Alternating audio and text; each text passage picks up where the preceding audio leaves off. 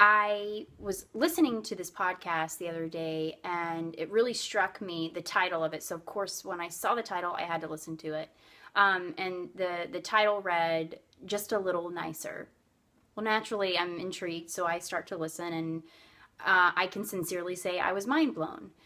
It interviewed several intelligent minds, and from religious perspectives to scientific perspectives. It was really interesting about kindness and compassion, and how it all started and how it's evolving and all these things. And so I wanted to just touch on some takeaways from the podcast and share it with you, because I think it's really interesting. So basically what I learned is that kindness and compassion started with kin selection.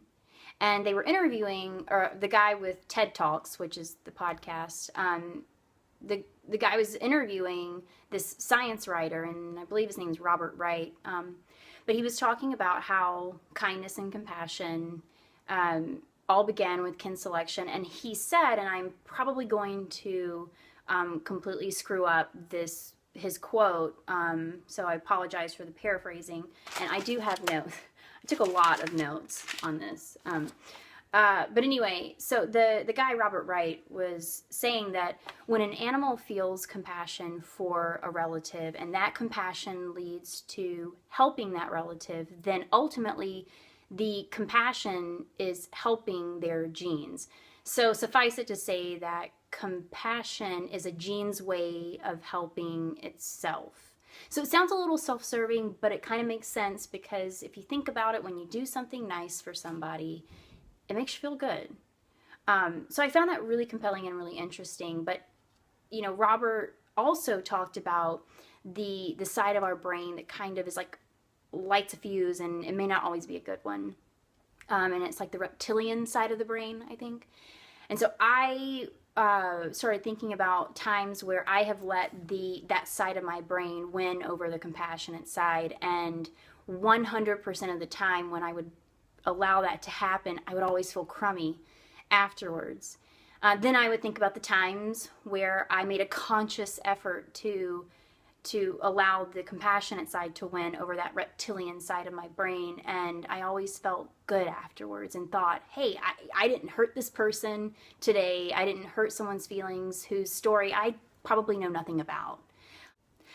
So I find myself saying, or I catch myself saying a lot to people with regards to my business, that it could be the fact that I own a business that revolves around kindness, and maybe it's just that I'm more aware, but I really do feel like our society is moving towards a more compassionate one.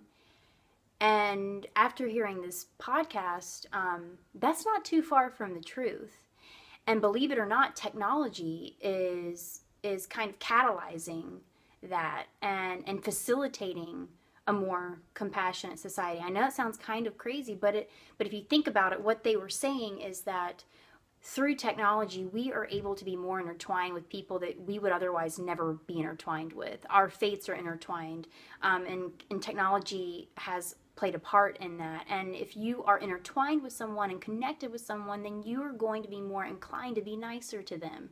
I can't tell you how many times I've had someone who's a Facebook friend of mine who I've never met say, oh, I've seen so many things about you on Facebook, and I feel like I know you, and it's, and then I finally meet them, and it's like, well, I already kind of know you, but I don't know you. It's weird, but still really cool. And talking about how we're connected, and how it makes us want to be a little bit kinder to people we are connected with, and talking about that, it's like, okay, well then what does that look like?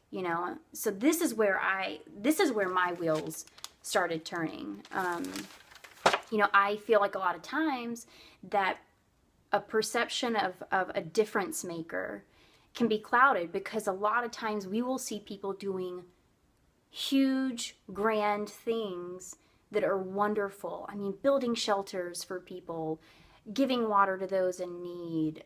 You look at those people and you're like, oh, that seems like such a feat. Like, how in the world could I ever do something like that? Well, it's not about how big it is or how grand it is or whatever. And I think that that's where it gets a little intimidating. And so it's like, well, these little kindnesses, these little moments of compassion, does it really make a difference? I really think it does.